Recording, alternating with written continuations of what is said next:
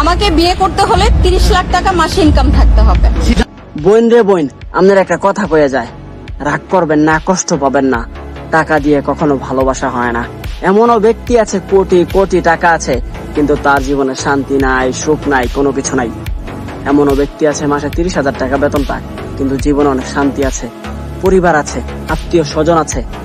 আর অনেক ধনী আছে, তারা বছরের পর বছর ছেলে মেয়ে বিদেশ থাকে, বাহিরে থাকে, পড়াশোনা করে, বাবার সাথে দেখা হয় না, মায়ের সাথে দেখা হয় না। কয়দিন আগেই তো একটা ঘটনা হয়েছে। টাকা দিয়ে শান্তি পাওয়া যায় না। আর বোন, আপনি একটা মেয়ে, আপনার চরিত্র সুন্দর হতে পারে, আপনার চরিত্র আরো ভালো হতে পারে, কিন্তু ক্যামেরার সামনে আপনার ডিমান্ড 30 লাখ টাকা, 20 লাখ টাকা, এরকম ভাবে মানুষের সঙ্গে বলবেন না।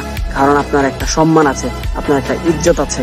যদি আপনার এগুলো থাকে, তাহলে আর কোনোদিনও বলবেন না যে আমার 30 লাখ টাকা ইনকাম করাই জামাই লাগবে। বুঝতে পারছেন? নিজের ইজ্জতটাকে এত সস্তা বানাবেন না। নারী অতি সম্মানী, কথাটা বুঝতে পারছেন? রাগ করবেন না বোন, এইসব কথা আর কোনোদিন ক্যামেরার সামনে বলবেন না।